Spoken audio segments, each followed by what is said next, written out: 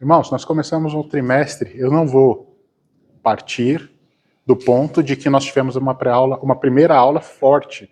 Ontem nós tivemos um primeiro momento. E a primeira aula da escola dominical, o irmão Gilberto contextualizou vários momentos que a gente está vivendo como igreja. Posso chegar onde ele falou hoje, aqui com vocês de um jeito bem cronológico? Primeira aula da escola dominical, qual foi o título? Me ajuda? Pode olhar na revista, não precisa fazer de cor, não. Primeira aula. Primeira aula. Quem está sem revistinha? Não? Tá todo mundo? Então me ajuda aí, irmão. Primeira aula. Primeira lição. Obrigado, Irmandai. Temos uma pessoa acordada. A igreja que nasceu no Pentecoste. Por favor, um de vocês fique de pé e me explique o que é Pentecoste, de forma sucinta. Não estou querendo constranger. Eu preciso que alguém me traga. Como que eu vou falar que a igreja era um modelo e falar que, se eu não sei explicar o que foi isso? A gente confunde muito esse assunto. Eu não vou polemizar, tá? Mas eu quero trazer conteúdo fixo. Pentecoste, uma pessoa só. Tirando os professores, obviamente, tá? Vou poupá-los desse momento. Tirando os professores, um aluno da escola, me diga, essa palavra Pentecoste, o que significa? Nós ouvimos ontem. Um aluno de teologia. Pode chutar, irmãos, não estou perguntando de certo ou errado, o que você pensa? Nós vamos aprender, está na capinha da sua revista, e o tema inicial, o pontapé inicial, como que eu vou para o artigo 2 se a gente não sabe falar do artigo 1, né? Precisamos esclarecer para a gente poder avançar. Pentecoste. Todo mundo olhando para baixo, que legal. Não tem problema não, irmãos, eu estou aqui para constranger. Se fosse para passar carícias, você pode vir de domingo à noite. É uma pregação extremamente caridosa. Pô, obrigado. Senhora, fala um pouquinho, eu estou surdinho, irmã. Festa dos judeus. Festa, olha que legal, começamos a falar bem. Boa. Peraí, Pentecoste não é falar em língua estranha? Falei que eu ia problematizar, mas não ia polemizar. Não vou falar de glossolária, xenolária, nada disso. Eu vou falar sobre Pentecoste. Pentecoste é uma festa de judeus. Uma festa de quantas? Até babei. Ó. Essa vai para a câmera. Beijo para a câmera. Uma de quantas? Quantas festas os judeus tinham, irmão? Vamos lá, vamos acordar. Quantas festas nós temos para os judeus comemorarem de forma institucional? Chuta, 10, 14, 40, 70, 90? Opa, isso é Pentecoste, perfeito, tá melhorando. Mas quantas Pentecoste era uma festa dos judeus, que era uma comemoração de 50 dias, ou após o 50º dia. Quantas festas nós temos os judeus comemorando de forma expressiva? Temos várias, né? Mas quantas são? Quantas? 3 antes. Se a senhora parar para pensar, 3 é uma informação antes. 3 era uma informação que a gente comemora antes de entrar na Terra Prometida, concorda? Antes de entrar em Canaã, eu tinha 3 comemorações ordinárias. Vem a festa Pentecoste, foi uma festa pós-Terra Prometida. Alguém concorda, discorda de mim? Foi uma festa que foi tida em comemoração a uma vitória, ok? Antes da Terra Prometida, no deserto, tinha festa de Pentecostes? Tinha festa das primícias? Tinha? Tem outros nomes que a gente entende, tá? Às vezes a gente pode pensar que são mais festas, mas são nomes diferentes. Irmão, você vai sair da escola dominical aprendendo pelo menos um conteúdo técnico, depois a gente vai pro prático, ok? Estou na aula expositiva, para quem pegou a primeira parte entendeu. Eu tinha várias festas, 3 que eu comemorava durante o meu exílio, durante a minha transição, uma festa instituída, que é quando eu conquistei a terra, eu sou o povo judeu. Essa festa ela tem uma representatividade para nós hoje diferente. Hoje você não comemora o Pentecoste, ok? Nós temos o Pentecoste como sendo o marco 1, o dia da chancela da igreja, do start da igreja, e tem mais 3 festas que são póstumas, ok? E lá no Apocalipse a gente vai ter uma série de instruções de festas. Eu considero, irmãos, 7 festas. Depois você pode pesquisar, não vai dar tempo de falar de todas, mas 3 antes, Pentecoste sendo a festa central, e com mais 3 orientações de festa para o povo, para os hebreus, para os judeus, para quem é praticante da fé judaica, ok? E hoje a gente vai aprender, como a ponte da primeira e da segunda aula, uma igreja que ela nasce no dia de Pentecoste. Ou seja, uma contagem, como disse a nossa irmã, de 50 dias. E o que acontecia nessa festa? Vamos agora traduzir. Festa era uma comemoração de um povo, com uma certa data, com uma certa recorrência. E o que acontecia nessa festa? Então, eu vou dividir essa aula em 2 etapas. Uma etapa de 3 de 3 e uma etapa de 4. A etapa de 4, aula número 2, a etapa de 3, aula número 1, para a gente ter uma aplicação melhor. Vamos falar sobre os 3 pontos da primeira lição. Primeiro ponto, 3 verdades sobre a igreja. Segundo ponto, 3 coisas sobre o Pentecostes. E terceiro e último ponto da primeira lição, 3 confirmações sobre o batismo com o Espírito Santo. Essa foi a lição de número 1, que eu vou fazer uma coisa que eu não tenho a menor aptidão, então se eu errar, me perdoe, que é sintetizar um assunto. Na lição de hoje, nós vamos falar sobre 4 pontos. Os 4 atos da igreja primitiva e 4 coisas presentes na igreja primitiva, que a gente ouviu, inclusive, algumas na aula de ontem, no momento de ontem. Voltando para a lição número 1. 3 verdades sobre a igreja. Primeira, ela foi orquestrada, ela foi arquitetada. Use o adjetivo que você achar melhor. Na eternidade. Concorda com essa afirmação? Vamos fazer um combinado? Para ser participativo, eu vou dar a referência, hoje vai ter bastante referência bíblica. Fica atento para a gente folhear a Bíblia com rapidez, para a gente ganhar velocidade. Efésios 1:4, na sequência o 5 e Romanos 8:29. A primeira grande verdade, são 3 que nós vamos ouvir sobre a igreja, é que ela foi arquitetada na eternidade. Efésios 1:4. Já leu 5 na sequência. Efésios 1:4. Novo Testamento. Por favor, em voz alta. Como também nos elegeu nele antes da fundação do mundo, para que fôssemos santos e irrepreensíveis diante dele em caridade. Olha que interessante, a igreja foi predestinada, ela foi eleita, ela nasceu na concepção durante o ato eterno. Romanos 8:29. Deus que antes conheceu, também os predestinou para serem conformes à imagem do seu filho. Calvinista, Daniel, você está ensinando sobre Calvino? Não, estou dizendo que, de alguma forma, nós já tínhamos sido orquestrados, nós já tínhamos sido predestinados. Não estou falando sobre predestinação ao livre-arbítrio, não é isso, mas no coração do divino a igreja já existia, antes de acontecer a humanidade. Primeira grande verdade, ok? Tá complexo para você entender? Que bom, que bom. Se não tivesse, a gente assistiria pelo YouTube, né? Segunda, ela foi fundada na ressurreição de Cristo. Aqui tem uma verdade absoluta. Irmãos, eu estou correndo por conta do tempo. Eu vou falar sobre 2 lições. Olha só que interessante. Aonde ela foi fundada? Aonde ela foi fundada? Vou colocar o relógio aqui, senão eu me perco. Eu acabei de falar, ela foi fundada aonde? Na ressurreição. Vocês concordam com essa afirmação? Cristo morre. A morte de Cristo funda a igreja? Não. Obrigado. Não funda a igreja. Ele morreu. Ele cumpriu um ato. Aonde há o seu fundamento? Quando ele volta. Se a morte fosse a fundação, ela teria início um passo antes. Se Jesus não volta, se nós não acreditássemos na ressurreição de Cristo, faria sentido a igreja hoje? Nada faria sentido. Então a ressurreição de Cristo é o fundamento. Segunda grande, nós estamos falando de 3 verdades sobre a igreja. A primeira, foi arquitetada na eternidade. Antes de nascermos, ela já existia no arquiteto, ela já existia na sua essência. Segundo, ela é fundada com a ressurreição de Cristo. 3 versículos, Mateus 16:18, Colossenses 3:1, Atos 2, 32 e 33. Alguém me ajuda com essas 3 referências? Eu vou repetir. Mateus 16:18, Colossenses 3:1, Atos 2, do 32 e 33. Rápidos, irmãos. Me ajudem a ser sintético. Pode ler. Fala o título e lê para mim. Nós estamos falando, então, Adriel, que ela foi fundada com a ressurreição de Cristo. Não? Onde? Pode ler. 2:32. Obrigado, Jebinho. 2:32, Atos. Deus ressuscitou a Jesus, porque todos nós somos testemunhas. De sorte que, ressaltado pela destra de Deus e tendo recebido do Pai a promessa do Espírito Santo, derramou isso em vós agora, vês e ouvis. Segundo, Colossenses 3:1. Portanto, se já ressuscitaste com Cristo, buscai as coisas que estão de cima, onde Cristo está sentado à destra de Deus. Mateus 16:18.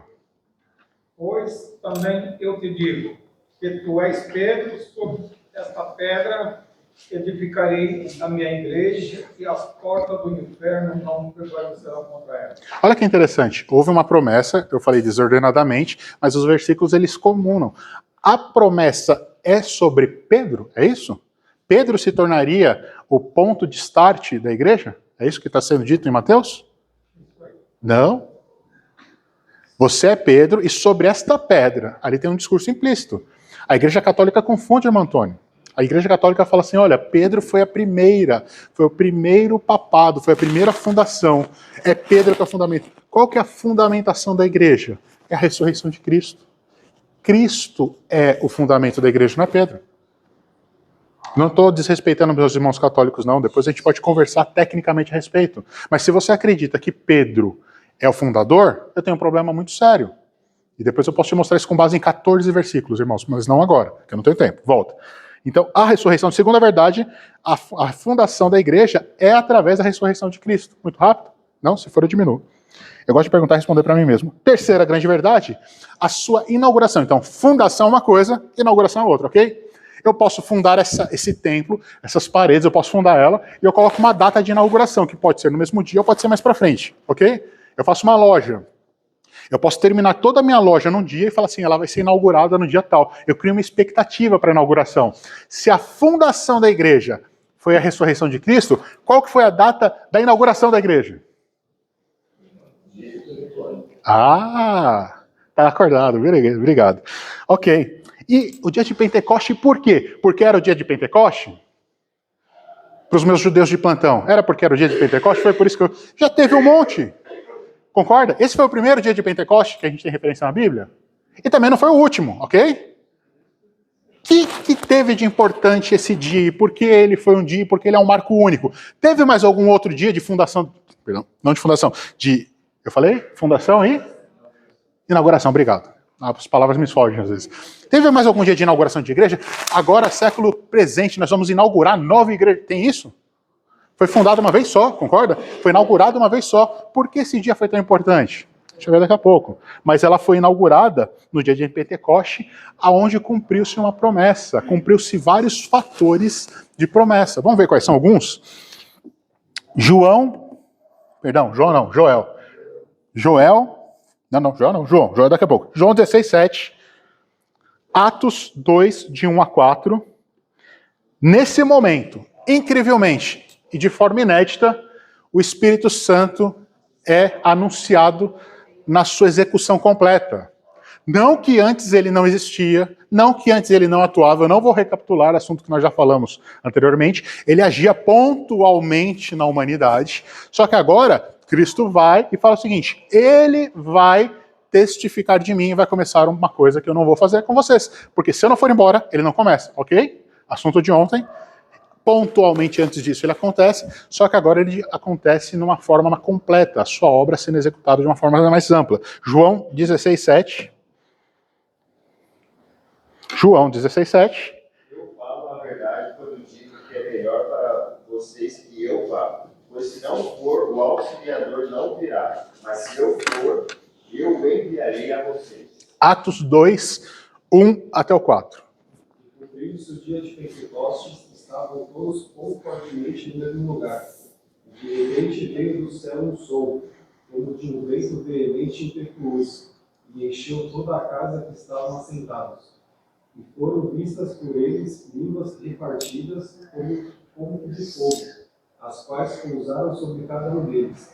E todos foram cheios do Espírito Santo e começaram a falar em outras línguas, conforme o Espírito lhes concedia que falassem. Foi inaugurada a igreja. Ok? Estamos todos aqui? A igreja, ela tem a sua fundação com a ressurreição de Cristo. Ela tem uma promessa, fala, olha, vai ser inaugurado. Se eu não for embora, se eu não terminar essa obra, a gente não tem como inaugurar. Em outras palavras, foi isso que o Rodrigão leu.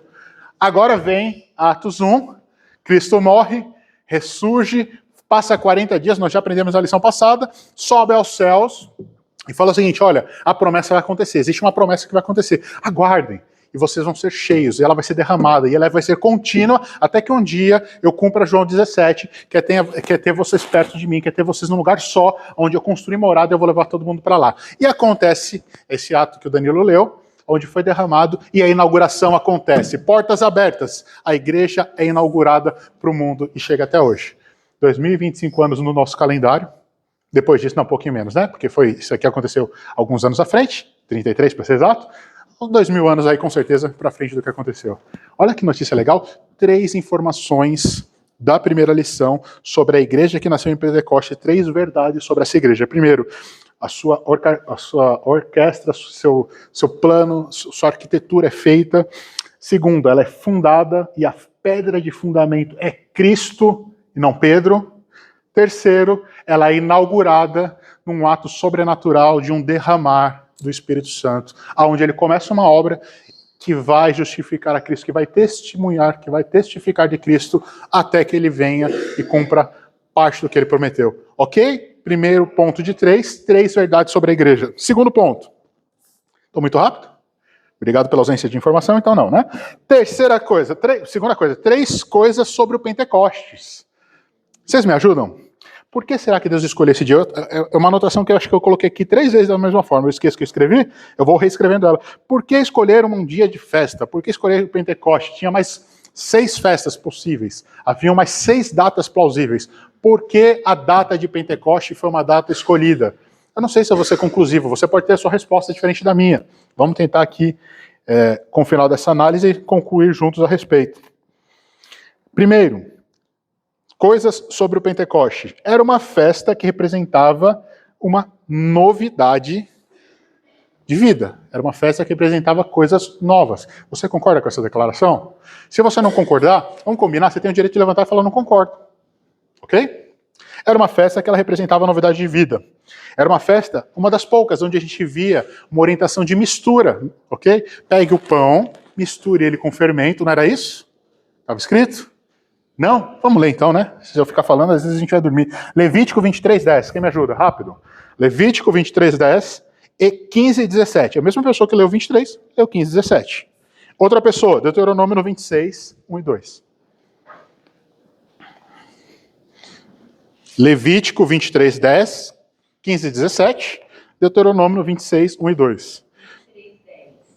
Fala aos filhos de Israel e diz-lhes: quando houverdes entrado na terra que vos hei de dar, e cegardes a sua cega, então trareis um molho das primícias da vossa cega ao sacerdote. 15:17. Isso. Depois para vós contareis desde o dia seguinte ao sábado, desde o dia que trouxerdes um molho da oferta movida. 7 semanas inteiras serão. Das vossas habitações trareis 2 pães de movimento. Das 2 dízimas de farinha serão. Levemente se cozerão primícias ao Senhor. Olha, 7 vezes 7, né? 7 semanas, 49, por isso que é Pentecoste, penta de 50, ok? Quem está em Deuteronômio 26, 1 e 2? Deuteronômio 26, 1 e 2. Será quando tiveres entrado na terra que o Senhor teu Deus dá por herança e possuíres e habitares nela. Então tirarás da primícia de todo fruto da terra que colheres da tua terra, e o Senhor teu Deus te dá, e as porás em um cesto, e irás ao lugar que o Senhor teu Deus escolher para fazer habitar ali o seu nome. Somando os 2 versículos, a orientação de como se praticava essa festa religiosa, esse ato religioso, a minha opinião, porque o dia foi escolhido, somado com os outros pontos. Era a festa do novo, não era uma comemoração de uma novidade, não era uma mistura que era permitida. Misture os pães, traga fermento, faça um pão com uma mistura. Olha que palavras fortes. Quero começar uma coisa nova. É a minha opinião, tá, irmão? Isso aqui não é técnico, isso aqui não é conclusivo, não é faculdade que ensina. Você pode ter a sua. Olha só, vamos começar uma coisa nova, vamos começar algo novo. Cristo morreu, a inauguração do templo agora é outro. Ele falou que ele não moveria, ele não se manifestaria em templos criados por homens. Ele seria a criação do templo em nós. Então, peraí, qual seria a melhor data para que isso acontecesse? Na data onde a gente comemora isso. A gente não comemora a entrega, a gente não comemora... Vamos colocar essa data, então, minha opinião, como sendo a data desse start, como sendo a data da inauguração. Ou seja, 3 coisas sobre o Pentecostes é que, primeiro, ele aconteceu numa festa que ela representava, que ela tinha uma tipificação muito importante para o seu contexto. Segundo ponto, era uma festa inclusiva. Por mais que o evangelho ele seja exclusivo, ok? O evangelho não é para todo mundo. Vamos concordar com isso? Nem todo mundo vai aceitar o evangelho. Se você achar que o mundo inteiro vai ser salvo, você entendeu João 3,16 de uma forma equivocada. Fato. O evangelho é exclusivista. Ele separa o povo. Pecado, definição, o que é? É o que nos faz separação de Deus. É quando eu erro algo. Quando eu estou separado de Deus. Quando eu estou junto de Deus, eu estou separado do mundo. Então o evangelho ele é exclusivista. A festa não, era inclusivista. Era para o pai, era para o filho, era para o patrão, era para o escravo, era para o estrangeiro. Tem gente que acredita que essa festa era exclusiva para os judeus. Não. O estrangeiro, tanto é que o movimento que a gente vê em Atos 2, a gente entende que quem ouvia a falar de uma língua de um outro lugar, fala assim, como eles estão falando o meu idioma? Só falam outro idioma quem não mora na localidade. Concordam? Diga, irmão Antônio. Eu quero fazer uma pergunta, mas eu quero ler um trecho. Segura aí, senão eu vou me incomodar. Segura aí, depois o senhor lê. Festa para todo mundo, senão vamos perder aqui. Depois do terceiro ponto eu abro para leitura. Festa para todo mundo. Quer ler um texto? Me ajuda então, irmão João. Deuteronômio 16, 9 a 11. Outra pessoa para mim. Atos 2, 17, 18 e 39. Irmãos, eu tenho pensamento inclusivo, tá? Vocês me perdoem. É bom ter diagnosticado porque a gente pede desculpa antes, né? Deuteronômio 16, irmão Antônio, por favor, me ajuda lendo. 16, o 9, do 9 ao 11. Isso. Esse tá fácil, esse é o quinto livro, irmão. Ah, então tá bom. Estou chegando no 9 ou 11. 9 do 11, perdão, 16 do versículo 9 até o 11. Certo. 7 semanas contarás desde o primeiro mês, começares, e a colocar a força nas colheitas e começarás a contar as 7 semanas. E celebrarás festa do Pentecoste ao Senhor teu Deus, com suficiente oferta voluntária da tua mão, e que deles será oferta voluntária segundo o Senhor teu Deus, que tiver abençoado. E te alegrará perante o Senhor teu Deus, e tu, teus filhos e tuas filhas. Opa, vai devagar, essa parte tá legal. Tu, teus filhos, tuas filhas, teus servos, tua serva, o levito que está da tua porta, e o estrangeiro, o órfão, a viúva, que estiverem no meio de ti. Segura aí. Olha quantas colue com o que eu falei. Concorda? O servo, o estrangeiro, teu filho, tua filha, ou seja, a festa de Pentecostes, esse momento de Pentecostes, eu falei que a gente está contando 3 verdades. Esse momento, ele era um momento para todos, ele era um momento inclusivo. Ele era um momento para todo mundo. O servo tinha a mesma função, tinha as mesmas obrigações que o patrão. O filho, as mesmas capacidades do que o pai. Não era uma festa exclusiva. Então, segunda verdade. Atos 2, 17, 18 e 39. Quem está em Atos. Aliás, quem estiver em Atos pode ficar aí um bom tempo, tá, irmãos? A gente vai ler bastante. Nos últimos dias acontecerá, diz Deus, que do meu espírito derramarei sobre toda a carne. Os vossos filhos e as vossas filhas profetizarão, os vossos jovens terão visões, e os vossos velhos terão sonhos. E também do meu espírito derramarei sobre os meus servos e sobre as minhas servas naqueles dias, que profetizarão. 39. Porque a promessa vos diz respeito a vós, a vossos filhos e a todos os que estão longe, a tantos quantos Deus nosso Senhor chamar. A promessa lida lá em Deuteronômio, ela é refletida aqui, só que agora com adendo, irmão Antônio. Chegou pra gente. O finalzinho, a última linha aí, chega pra mim e pra você. Ou seja, é uma festa que era para todo mundo. Terceiro, era uma festa que era celebrada no templo. Ok? Era uma festa de celebração no templo. Lê para mim, Levítico 23, acho que a irmã Dai estava lá, 23, 17. Levítico 23, 17. Outra pessoa, Deuteronômio 12, o 4 e o 6. Do 4 ao 6. Levítico 23, 17. Muito técnico, irmãos. Passa de noite que tem promessa. De manhã é técnico mesmo. Deuteronômio 12, versículo 4 e 6, mas segura que ele é segundo. Primeiro Levítico, mandai. Levítico 23, 17. Em vossas habitações trareis 2 pães de movimento, de 2 dízimas de farinha serão, e levedados se cozerão, primícias são ao Senhor. Ah, levedado. Alguém tem uma palavra diferente, uma tradução diferente da palavra levedado? Tem, Rodrigão, na sua? Leia, irmão Antônio. Se tiver levedado, você me traz, Rodrigo. Levi ou não? Deuteronômio 12, 4 a 6. a 6. Isso. Não fareis assim ao Senhor vosso Deus, mas o lugar que o Senhor vosso Deus escolher de toda a vossa tribo para pôr ali o seu nome para a sua habitação, esse procurarei, lá ireis, e ali levareis o vosso holocausto e vosso sacrifício, vossos dízimos, a oferta alçada das vossas mãos, e vossos votos, e as vossas ofertas voluntárias, e os primogênitos das vossas vacas, das vossas ovelhas. Olha, lugar sendo escolhido, ok? Então, 3 verdades sobre o Pentecostes. Primeiro, eu estou olhando aqui para não esquecer, ele representa uma novidade, ele traz algo novo. Segundo, era uma festa que era uma festa comunitária, era para todos. E terceiro, havia um lugar específico, com orientações específicas, esse lugar era o templo. E agora, Jesus chega e fala o seguinte, espera aí, vamos mudar essa história. Agora eu vou contar para vocês um segredo. Atos 17, 24. Atos 17, 24. Paulo pregando lá em Atenas, se eu não me engano, não é isso? Atos 17, 24.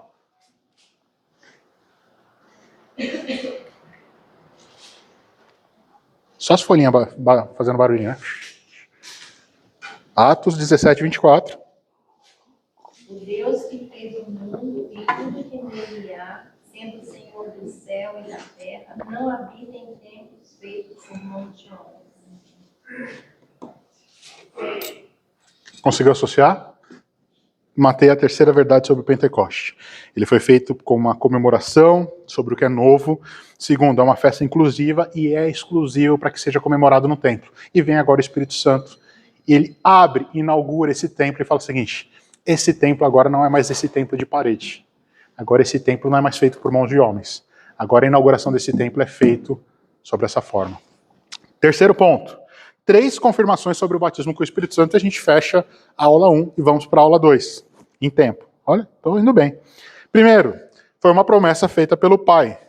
Já lemos aqui, mas só para recapitular, e você lê aonde ela estava escrito, Joel 2, 28. E outra pessoa, Lucas 24, 49. Vamos abrir, irmãos? Deu um trabalhão para pesquisar as referências, me ajuda aí?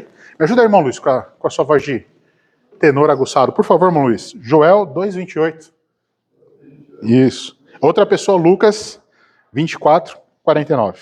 Irmão John, você está com a sua Bíblia? Por favor, posso usar a sua voz de... Não? Ah, puxa vida. Vou achar um versículo fácil para falar de cor, para ouvir essa voz grave nessa manhã. Irmão Luiz, Joel 2, 28.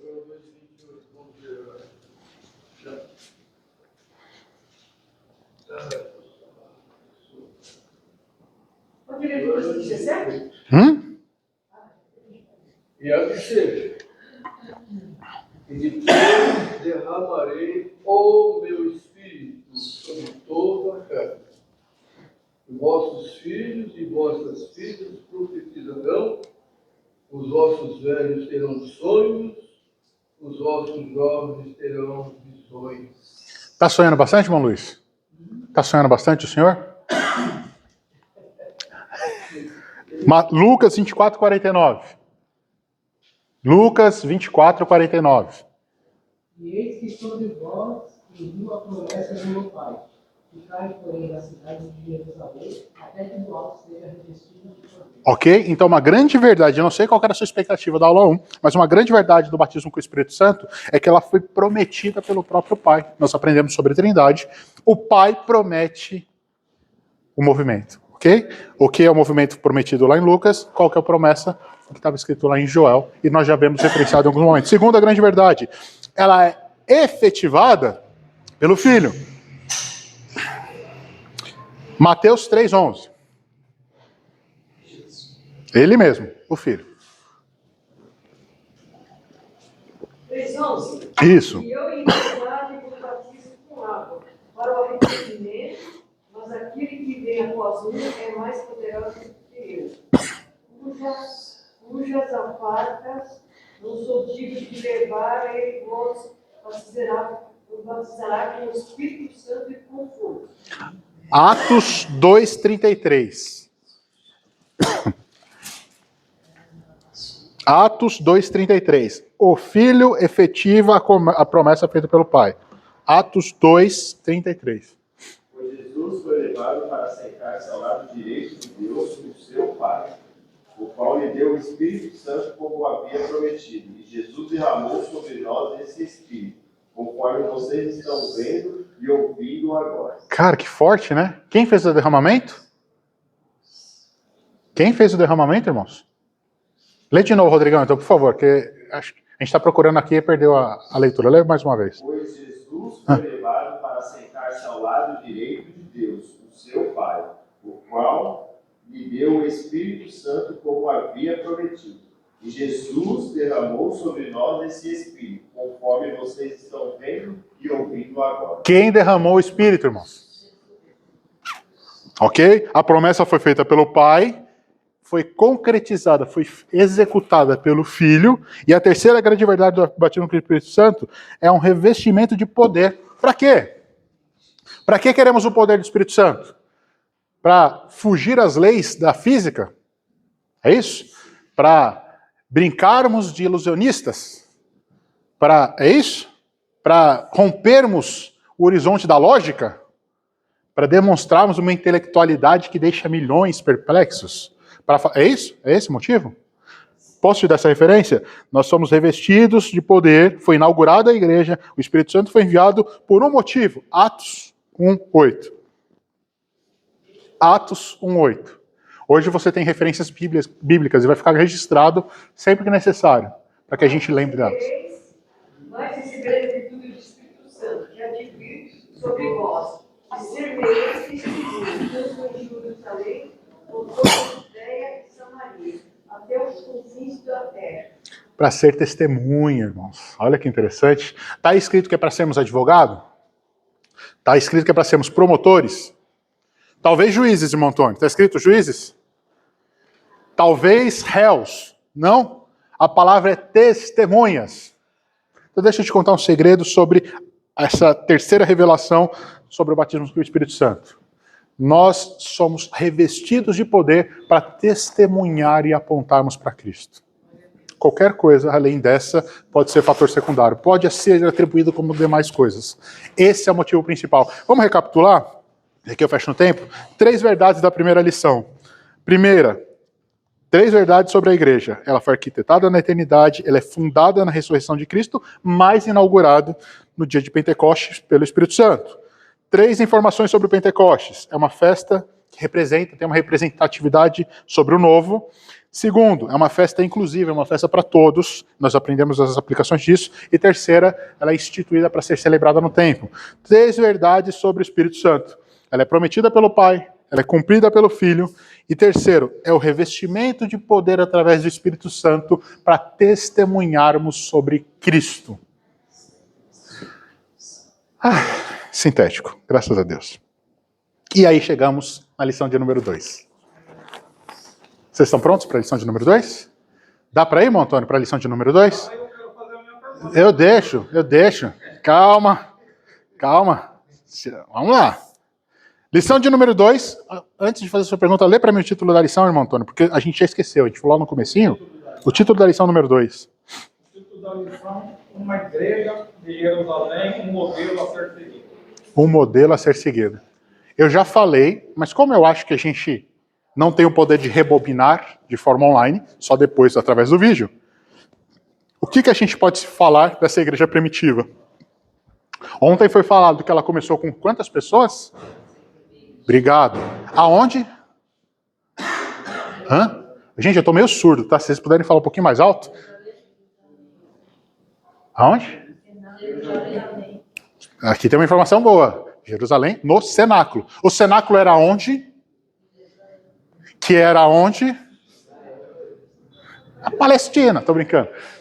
Cara, quem era dono do cenáculo? Olha quanta informação interessante. Tudo isso está sendo falado em sala, irmãos. A aula de escola dominical é cíclica. Olha que coisa interessante. Você não precisa dar o Google, não, irmão. Você vem para cá, a mente vai gravar e vai absorver o que importar, tá? Não se preocupa com dado técnico, mas é muito bom saber que isso é falado. No cenáculo, então, nós temos 120 membros, 120 crentes, eles começam a orar, ok? E acontece o movimento que nós aprendemos ontem. De 120 crentes, nós aumentamos para quantos? Qual que é a nossa segunda grande contagem? 3.000. Boa, já fomos para a terceira. Ótimo. Já paramos em 3.000. De 3.000, qual que é a próxima contagem grande? Ah, todo mundo estava aqui ontem, que legal. Já ocupou metade do que eu ia dar de informações para vocês. Na lição de hoje, então, nós aprendemos que em Jerusalém nós temos um modelo a ser seguido por igreja. Nós temos um referencial. Pergunta para vocês que eu falei no começo e que não dá para rebobinar. Era uma igreja perfeita? Como que eu vou seguir o que não é perfeito? Agora sou eu perguntando para vocês o que geralmente eu falo só com a minha cabeça. Como eu vou seguir alguém que não é perfeito, irmão? O senhor concorda que não era uma igreja perfeita, irmão Antônio? Não era uma igreja perfeita. Eu estou falando da primeira. Eu estou falando da referência. Se ela não era perfeita, imagina a gente. Não é desculpa para que a gente não seja. Não é esse ponto. A minha pergunta é, como eu vou copiar uma coisa que não é perfeita? Simples. Nada é perfeito. Você tem alguns referenciais, esses referenciais, eles são bons referenciais. Mas existe problema, é separado o diaconato nesse momento, concorda? Nós estávamos tendo problema, quem leu sabe, estávamos tendo problemas organizacionais. Precisamos separar as atividades, para que essas atividades sejam distribuídas de forma correta, para que ela tenha sua plena execução. Precisamos melhorar, ela surge e há uma necessidade de melhoria. E essa necessidade de melhoria, ela chega até hoje. É uma igreja de exemplo, é uma igreja modelo, mas não é uma igreja perfeita. Nós não temos o exemplo de nenhum momento da igreja como perfeição. Então não se preocupe, não tenha o perfeito como alvo, mas tenha a busca pela perfeição como alvo. É diferente das duas palavras, ok? Eu falei que eram 3 pontos na primeira lição e agora nós vamos falar de 4. Então, 4 atos dessa igreja que são refletidos na lição de hoje, com base nesses 15 minutos que eu tenho para finalizar. Primeiro, era uma igreja que pregava o arrependimento. Já que eu falei que ela não era perfeita, mas nós precisamos tentar copiar o modelo, a pregação não era por riqueza. A pregação não era por capacidade. A pregação não era nem pela retomada do reino. A pregação não era nem para que Israel apossasse da promessa de ser uma nação. Israel não era nem nação. Concordam comigo? Israel foi tornar-se nação há pouco tempo atrás. Eu não lembro a data, mas tem poucos anos. Obrigado, irmã. Pouquíssimo, né, na história da humanidade, quase 1.500 anos depois disso. Olha que interessante. Então, o que era a pregação da igreja? Essa igreja, ela falava de uma coisa, arrependimento. Atos 2:38. Quem tiver em Atos, fica aí. 2:38. Qual que era a mensagem dessa igreja? Então, 4 pontos. Era uma igreja que ela tinha uma mensagem, e era uma mensagem de arrependimento, e era uma mensagem de arrependimento que apontava a Cristo. Atos 2:38. Disse-lhes Pedro: arrependei-vos a cada um de vós, seja batizado em nome de Jesus Cristo, para perdão dos pecados, e receberei o dom do Espírito Santo. Que mensagem você quer ouvir nessa manhã? Desculpa, irmãos. Se você quiser ouvir qualquer mensagem diferente dessa, foge. Ah, mas na internet tem. Tem. Ah, mas na igreja da parede preta tem. Na igreja da parede branca também tem. Ela atende-se um princípio em determinados momentos, mas a mensagem que essa igreja deixa como sendo algo a ser buscado é a mensagem de arrependimento. Posso abrir um segredo para vocês? Todos, começando de mim, até o Junior que está prestando atenção lá no seu celular, lá no último ponto da igreja, todo mundo olhando para ele ficar constrangido, estou brincando. Todos nós precisamos nos arrepender dos nossos pecados. Somos iguais, igualmente pecadores, diferente no tipo de pecado, mas igual na essência. Irmãos, isso precisa ser falado, sabe? Porque quando eu falo isso, eu nivelo todo mundo aqui, ó. Não nivelo todo mundo aqui ou aqui. Eu não falo que a igreja da parede preta é pior do que a nossa, que é a parede branca. Eu não falo que os meus irmãos católicos são... Tem pecado lá? Tem. Tem necessidade de arrependimento no catolicismo? Sim. Tem necessidade aqui dentro. Eu tenho as mesmas práticas idólatras no católico que eu tenho aqui dentro da igreja. Eu tenho as mesmas práticas idólatras dentro da igreja que eu tenho dentro da minha casa. Eu tenho as mesmas práticas erradas na minha casa que eu tenho no meu trabalho. Quais? Cada um vai ver o seu. Mas existe uma mensagem que essa igreja pregava e ela precisa ser ecoada. Precisamos nos arrepender dos nossos caminhos e apontarmos para Cristo. Segunda coisa, estou correndo. Havia discipulado. Quem está em Atos 5:42 e 15:36. 2 passagens. Atos 5:42, 15:36. Todos os dias, no templo e nas casas, não cessava de ensinar e de anunciar Jesus Cristo. Completando com a Martinha, 15:36. Alguns dias depois, disse Paulo a Barnabé: tornaremos a visitar nossos irmãos por todas as cidades em que já anunciamos a palavra do Senhor para ver como estão. Olha que louco. Louco, literalmente. Todos os dias havia ensino. E não só ensino, havia continuidade. É a palavra do discipulado. Eu não apenas ensino, eu acompanho. Discipular, irmão, se vocês me permitem, eu não vou perguntar, eu vou já dar a expressão, é andar do lado. Vem cá, você está andando aqui? Anda do meu lado. Isso é discipulado. Não, não é? Anda aqui comigo. Ande comigo. Duas atitudes que nós vemos presente como referência nessa igreja. Primeiro, uma palavra de arrependimento apontando para Cristo. Segundo, um discipulado, a constância do ensino. Se você gosta das palavras que são emocionais, ok, mas são as palavras de ensino que forjam. Se você precisa de motivação, ok, talvez pontualmente a gente realmente precise disso, mas é o ensino da palavra e a continuidade onde leu o Adriel lá, olha, eu não só vou ensinar, eu vou voltar para ver se o que eu ensinei está sendo aplicado. Era a mensagem que era dita. Ensinar é muito fácil, irmãos. Continuar ensinando é difícil. Terceiro ponto, terceiro ato que essa igreja tinha, era o batismo em águas. Atos 2:41. São todas as passagens em Atos, mas em pontos diferentes. Se você percebeu, a gente não leu e nem repetiu nenhum. Atos 2:41. A sorte que foram batizados e que de bom grado receberam a sua palavra e naquele dia agregaram-se quase 3.000 almas. Foram batizados. O batismo é frequente. Irmãos, tem crente que fica 15 anos, agora eu vou parar um pouquinho para as aplicações práticas, lembra? Falamos no começo da aula de professores, não só texto, não só contexto, não só expositivo, mas trazer praticamente.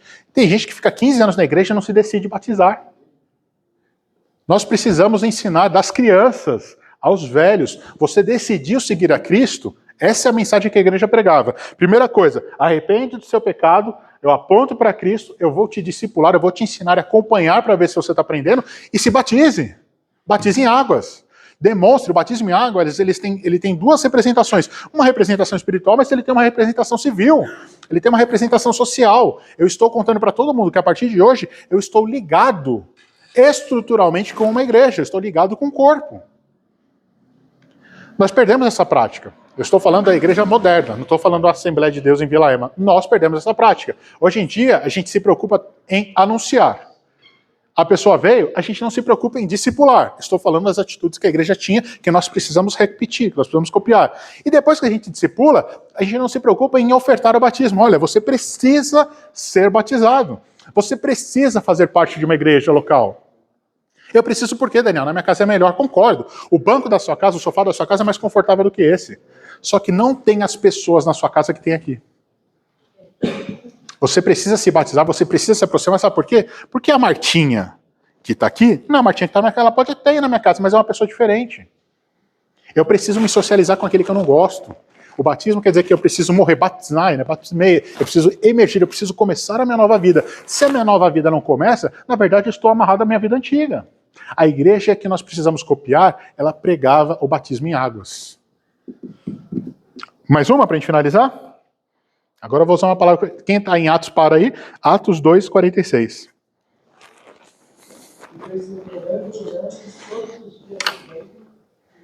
No templo e partindo o pão em casa, comeram muitos com alegria e seguiram desde o coração. Pronto.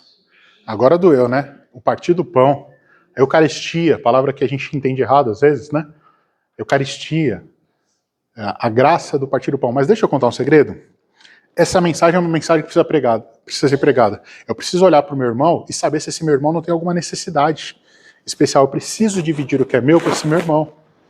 Mas isso não é uma pregação de socialismo. Eu não estou dizendo que nós precisamos ser um sistema socialista. Eu não estou dizendo que você não precisa ter posse. Eu não estou querendo dizer que você vai para sua casa e a partir de hoje você não vai mais dormir porque tem alguém na África que não tem o que comer. Não é isso. Mas eu estou dizendo que como comunidade cristã local, eu preciso olhar para o meu irmão e saber se ele não está precisando de alguma coisa que eu possa representar para ele. Isso é a mensagem de Santa Ceia. Esse é o partir o pão da Santa Ceia. Nós fizemos uma pergunta na escola dominical de professores no nosso grupo, o que era ser a ceia, o que ela representava. Santa Ceia, parte da Santa Ceia, essa solidariedade. iniciada. Precisamos olhar para o nosso irmão e dividir com ele. Eu preciso saber que meu irmão está bem, e se ele não está bem, eu preciso fazer com que ele esteja. Prática do meu jejum, irmãos, olha aqui, você que faz jejum para conseguir carro, para casa, para passar no concurso público, para tirar nota boa na prova, para ganhar um amor, isso se chama outra coisa, se chama amarração. Se você está fazendo jejum para a esposa voltar para você, faça uma amarração, é mais prático. Vai em algum outro lugar porque é mais efetivo. Jejum não é para isso. Jejum é para que eu seja solidário. Eu abro mão de me alimentar em solidariedade às pessoas que não têm. Eu faço a dor. Olha só que interessante a palavra jejum sendo colocada numa outra denotação. Não estou mudando o que você sabe, estou agregando. Estou tirando a nossa prática. Não, mas eu jejuei tanto e Deus não me concedeu a graça de eu parar de fumar. Irmão, faz um tratamento psicológico, procura um médico, faz um tratamento. O jejum, ele é uma potencialidade espiritual. Além de me aproximar, além de eu declarar que Deus é sobre aquilo, eu vou ter uma série de outras práticas. Posso jejuar de televisão? Eu estou fazendo jejum de televisão. Não, você pode ter abstinência de televisão, é diferente. O jejum é uma outra coisa. Eu vou jejuar de Coca-Cola, porque eu aproveito e perco peso. Faça regime, irmão, não faça jejum para perder peso. O jejum tem uma outra prática. Não, mas eu abri mão do... Porque sem o pão com mortadela eu não sobrevivo. Por isso que eu coloquei o pão com mortadela em jejum, porque isso é mais importante do que água para mim. Não vou entrar no mérito, mas você está fazendo de uma forma errada, meu querido. Cuidado. E aí, eu vou aproveitar esse último ponto, nós falamos de 4, né? Pregação de arrependimento, discipulado, batismo em água e a prática da Eucaristia, a prática do dividir. Porém, isso não é o fim. Aqui é um outro erro que a gente comete. A gente acha que esse é o final das coisas. Concorda comigo? A igreja precisa ter uma obra social muito forte. Olha, a gente tem que copiar os nossos irmãos espíritas. Eu não estou demerecendo o que a gente está falando. Isso realmente é verdade. Os espíritas dão de 20-0 na gente, socialmente. Mas esse não é o fim, irmãos. O nosso fim é mostrar Cristo. Daniel, é fácil para você falar isso, porque você não está passando fome. Claro, não estou mesmo. É muito fácil falar desse jeito. Mas não deixa de ser verdade. Dói falar para quem está com o estômago vazio? Dói. Mas, irmãos, sustentar o pobre não é o nosso fim. O nosso fim é apresentar Cristo para ele. Talvez, apresentando Cristo para ele solidariamente, eu vou acabar ajudando ele. Essa é a prática que a gente está sendo estimulado. Eles dividiam tudo o que tinha, a gente ouviu ontem, não quero ser repetitivo. Dividir tudo o que tem é uma coisa, tudo bem, mas eu não posso trocar isso e colocar isso como fim. Isso pode ser um meio, mas não é o fim. A igreja não está aqui para sustentar as falhas do Estado, de não conseguir lidar com os seus deficientes, com os seus alcoólatras, com os seus drogados, com as suas pessoas incapazes de sustentar. Não, mas nós podemos nos ajudar. Isso é uma atividade de meio, não é uma atividade de fim. Daniel, não concordo com você. Tá bom, vai vender tudo que você tem, então, e vive sem nada. É isso que você quer? Não. Agora, anunciar Cristo todos os dias da sua vida, você pode fazer sim. E se dentro disso você puder dividir o que você tem, ótimo. Entende que uma coisa boa, ela não pode se tornar fator primário? Ela é uma coisa boa, ela é estimulada, a igreja do passado tinha, mas não é um fator decisivo. Não era por isso que 3.000 almas foram cansadas. Elas foram cansadas porque havia uma pregação de Cristo, porque Cristo estava sendo anunciado, porque o Espírito Santo estava revestindo para que aquelas pessoas testemunhassem, e por conta disso elas faziam as outras coisas. É um pouco diferente. Eu não faço as outras coisas por isso eu faço as outras coisas. Ok? Confuso? Vou para a última parte, porque eu já vi as crianças descendo. 4 coisas que haviam na igreja primitiva. Vou perguntar mais uma vez, Cintia. Está indo muito rápido?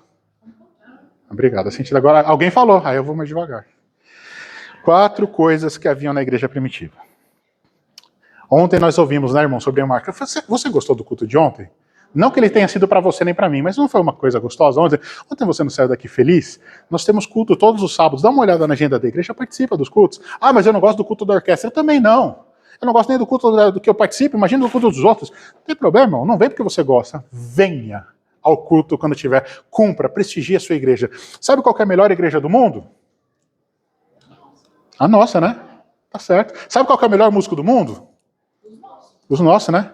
Mesmo o Jebinho que toca todo errado aqui. Mesmo o Danilo que toca todas as cordas.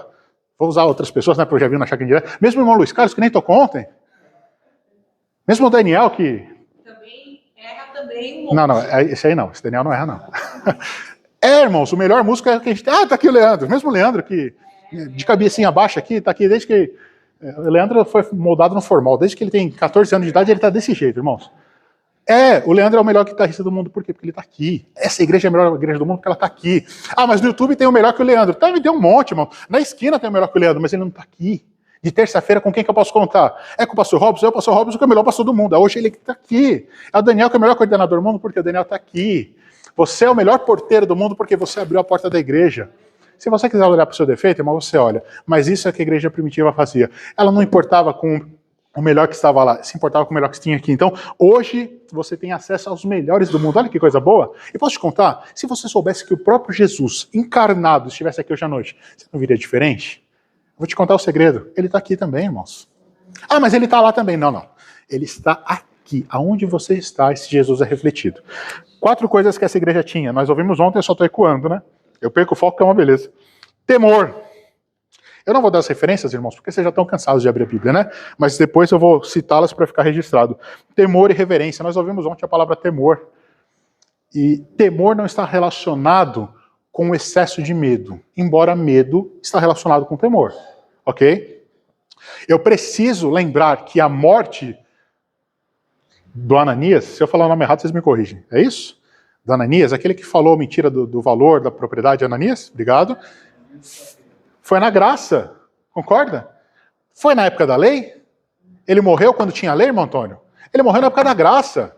Precisamos ter temor. Se a nossa vida não estiver pautada, não estou dizendo que você precisa ser santo ou arrotar santidade, mas, irmãos, fazer uma auto-introspecção antes de vir para o culto, antes de acordar, antes de começar o dia, antes de começar a semana, antes de ir trabalhar, é necessário. A gente fala que a igreja está morta, quem está morta é a gente.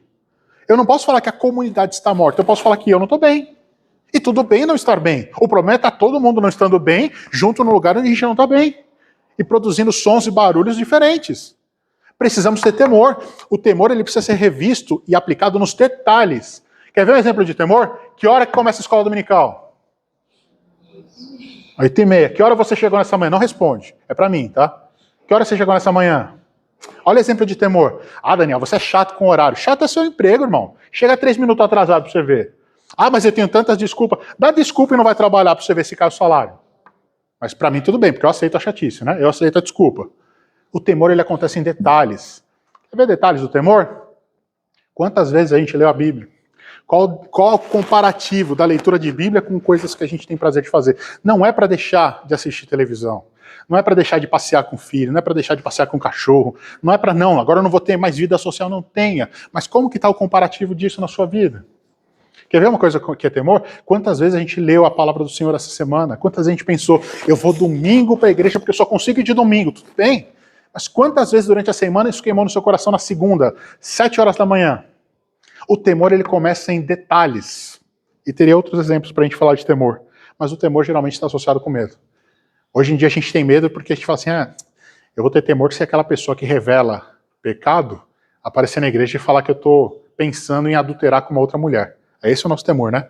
Quando o nosso escondido é trazido à tona. Deixa eu contar. Se você pensa em outra mulher, você já adulterou com ela. Não sou eu que estou falando, infelizmente. Gostaria de ser uma frase minha. Se você pensa em contar uma mentira, você já contou.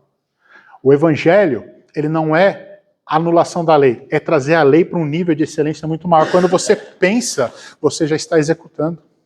Isso é ter temor. A igreja tinha 4 coisas. A primeira delas, temor.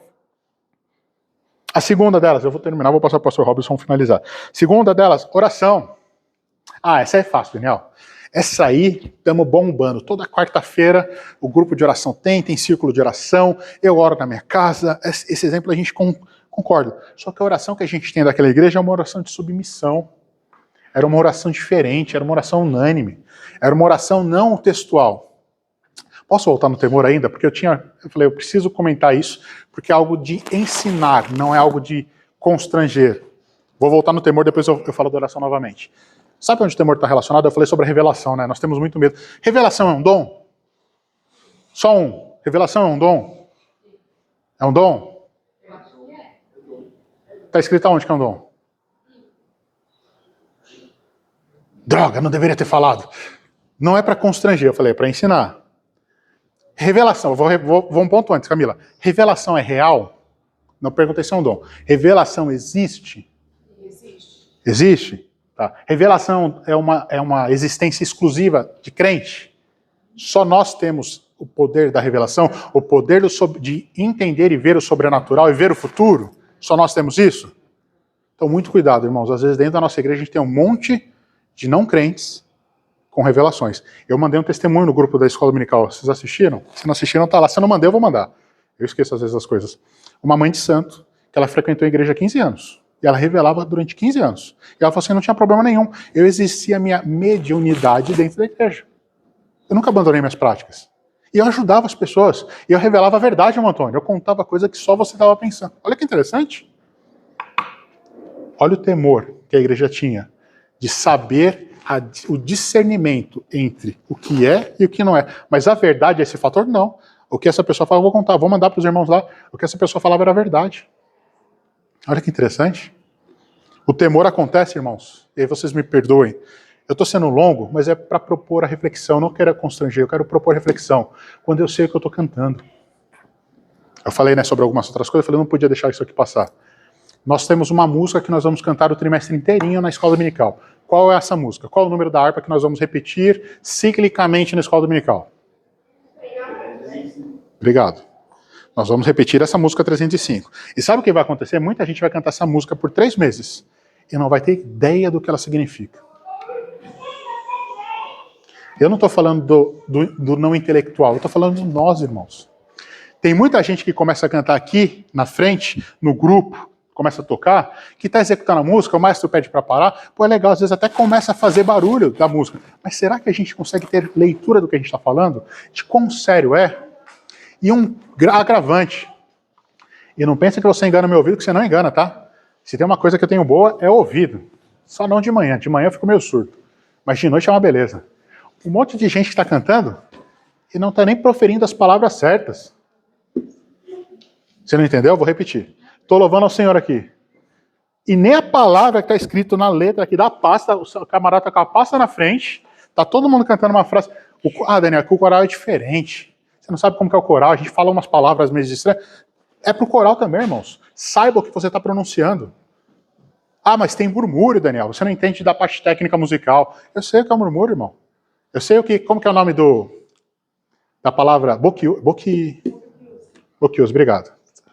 Eu posso não saber falar a palavra, mas sem entendimento. Sei, você está refletindo sobre o que a boca não está pronunciando?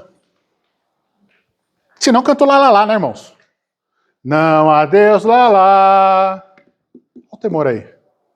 Você acha que eu estou brincando? Ou você acha que Deus está te cobrando as coisas que você tem falado? Não sabe falar? Não quer falar? Fica quieto. É melhor. Porque quieto, palavra, o calar é... E o falar é... Obrigado. Passei do temor para a oração, estou terminando. Havia uma oração submissa. Ai, Daniel, eu não vou cantar mais na igreja. Não canta, é melhor. Tá? Não, irmão, não tenho dó, não. Fica tranquilo, eu faço isso comigo. Imagine propor a reflexão para você. Terceira coisa que nós víamos nessa igreja, sinais. Irmãos, recentemente eu perguntei no grupo. Eu sei que eu falo muito perguntar no grupo, é que é o grupo dos professores. A gente troca uma informação um pouco mais detalhada. Mas percebeu que nessa igreja havia sinais? E como é difícil a gente ver sinais hoje em dia, sinais, maravilhas, milagres. Esses sinais, eles cessaram? Eles acabaram? Era só para aquela época? Tem um grupo de pessoas que acreditam que sim, eu vou respeitar. E eles se chamam de sensacionalistas, ok? Eles acreditam que acabaram. Você acredita nisso? Se não, por que a gente não vê mais hoje em dia? Será que acabou mesmo? Será que é diferente? Será que mudou? Será que o problema está no sinal que eu não vejo? Será que o problema está... A gente já falou disso na sala de professores. Está na quantidade de oportunidades, está na recorrência, está no reporte, está no tipo de sinal. Será que nós nunca vemos uma maravilha de perto, irmãos? Aquela igreja tinha isso. Se eu estou usando aquela igreja como referência, nós precisamos copiar isso. Nós precisamos ver no nosso meio ainda assim, irmãos, sinais, maravilhas. A gente precisa, e de vez em quando é bom ver isso, sabe por quê? Porque a gente lembra que realmente aquilo que a gente prega é verdade. Tem coisa que a gente prega, irmãos, e eu falo com causa própria. É difícil pregar. É difícil falar de algumas coisas. É difícil você ver parente seu morrendo de gripe e pessoas que estão no mundo aí tomando cachaça durante a Covid que sequer fica doente. É difícil. Nós precisamos ver milagres e maravilhas, às vezes, para nos reavivarmos. Esse é o motivo. Quarta e última coisa, e com ela eu finalizo. 4 coisas que haviam na igreja primitiva. E aí finalizamos o assunto. Havia uma adoração, havia um louvor. Adorar é o ato de elogiar. Louvar na igreja é diferente de cantar, é diferente de fazer barulho com os instrumentos. Eu não sei como você vai sair daqui essa manhã. Eu não sei nem o que te trouxe aqui essa manhã. Eu não sei nem porque você se dispôs a fazer café, a gravar o vídeo, a dar aula para alguma classe, a preparar uma mesa, eu não sei o que te dispôs. Mas se o que você fizer não tiver esse princípio do louvor e da adoração, não faça. Poxa, Daniel, no lugar de incentivar a gente a fazer, já tem pouca gente, no lugar de incentivar, você está incentivando. Tô, irmão, sabe por quê? Porque fazer displicentemente é pior para você. E a gente gera isso, pessoas que fazem displicentemente. Pessoas que não pensam do porquê estão fazendo. Nós estamos formando uma geração de crianças, adolescentes, jovens e adultos, que vão fazer pela osmose do que os pais fizeram. Eu venho na igreja porque minha mãe sempre congregou aqui. Não, escolha estar aqui. Não escolha fazer porque você não sabe os motivos. Aí eu vou porque é domingo. E domingo, se eu não for, eu sou obreiro, eu tenho que prestar conta lá, senão o pastor vai me tirar a carteirinha. Não, entrega a carteirinha, irmãos. Ah, carteirinha? Ah, coisa chata. Ah, eu vou fazer porque eu tenho que sentar aqui no púlpito. Eu vou fazer porque eu sou líder. Mas não. Eu não estou te desestimulando a fazer. Eu estou estimulando a você pensar o porquê você está fazendo. O que eu estou fazendo é, será, foi falado ontem, será que nós estamos fazendo pelos motivos certos? Essa igreja fazia e sabia por que estava fazendo. Era longe de ser a ideal, era longe de ser a perfeita, mas ela tinha 4 princípios. Vamos recapitular? Ela pregava o evangelho do arrependimento, ela discipulava, batizava em águas e ela praticava a Eucaristia, ela era solidária entre os membros. E eu enxergo 4 coisas nela. Temor ao Senhor. Nós deveríamos tremer quando falássemos o nome de Cristo. Tremer, irmãos. Porque Ele é santo e porque nós somos pecadores. Essa igreja ela orava de forma unânime, essa igreja via sinais e maravilhas. E tem muita gente que quer ver sinal, mas quer ver sinal um do outro, né? Você quer ver sinal na sua vida? Veja sinal na sua vida. É muito fácil. Eu falei semana passada, eu falei ontem. É muito fácil ter uma filha que é uma bênção. Ah, a Laurinha é uma bênção, é? Sabe o que é difícil? Ser um pai que é uma bênção. Gastar tempo para que ela seja uma bênção.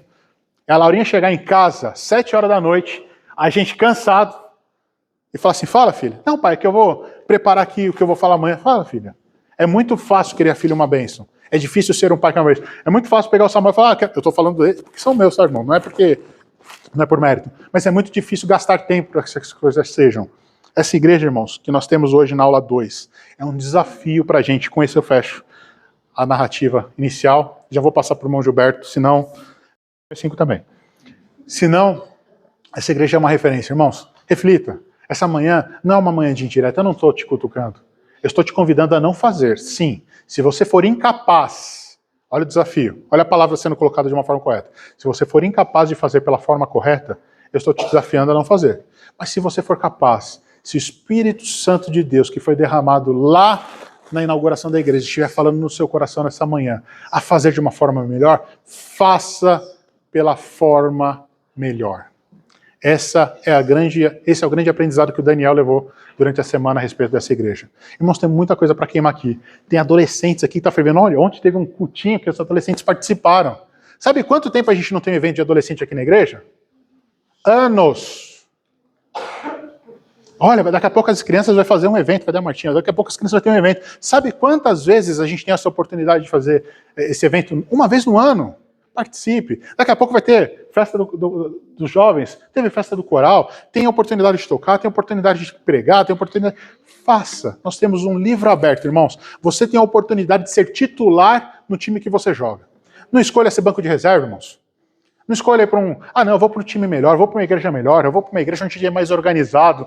Você vai ser banco nessa igreja. Sabe por quê? Porque se ela está organizada, ela não precisa de sua mão de obra. Aqui precisa. Aqui você não é mais um. Aqui você é um de um meio. Aqui você pode produzir e ser significativo na vida de pessoas que estão do seu lado, da comunidade. Eu não quero sair da comunidade aqui e morar lá no Itaim. Eu quero fazer diferença na minha comunidade local, eu quero fazer diferença na minha casa, eu quero ver meus filhos crescendo ao meu lado na igreja onde eu congreguei. Olha que diferente. Muita coisa, irmãos? Talvez seja. Talvez você se sentiu desconfortado a pensar sobre alguns assuntos. Vai para casa pensando. Talvez você está chateado comigo. Vai para casa chateado, mas não fica chateado não. Volte domingo que vem, você vai ficar ainda mais. Tem mais aula domingo que vem.